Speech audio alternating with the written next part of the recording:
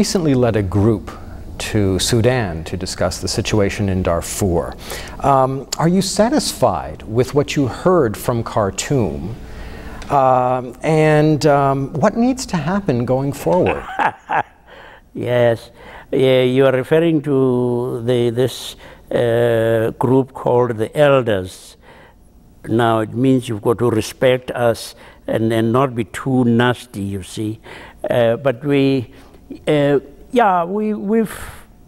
tried as far as possible to turn spotlights on issues in particular countries, and we went to Darfur, and we went to Khartoum, and I think, I mean, that the world should enable the International Criminal Court to go ahead with its proposed trial of President Bashir.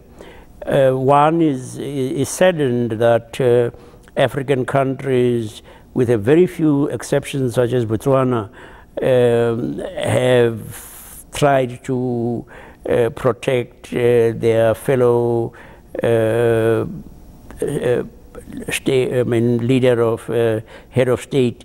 I mean, it's very sad for me as a South African to have to admit that, I mean, South Africa seems also to have been part of this group led by Libya that said they would not, in fact, cooperate with the ICC. In the case of our own country, that would be in contravention of our constitution, and so there are some NGOs that are seeking to put pressure on our government to say you have to obey your own constitution.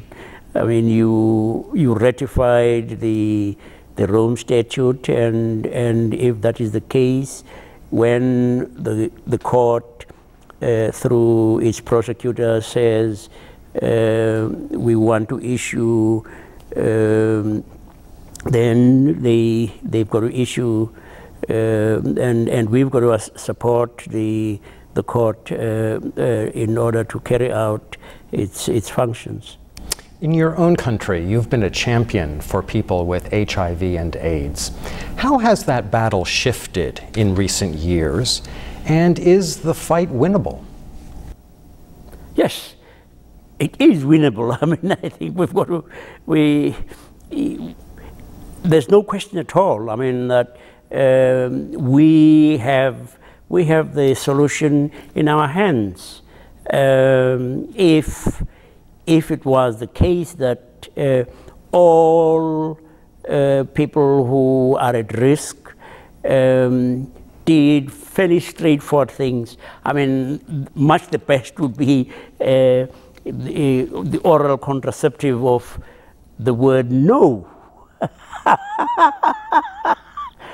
Because the cure for HIV and AIDS is not to be infected at the present time, because there isn't a cure, although there are a number of vaccines that are being tested.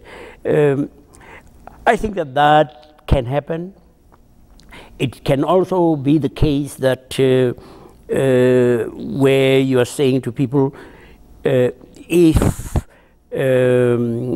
you find abstinence difficult, and I think most people would say you're calling for the moon, then to practice safer sex, and also to be faithful to one partner. Does denial persist in Africa? Denial of the existence of the virus, the fact of it causing HIV and AIDS?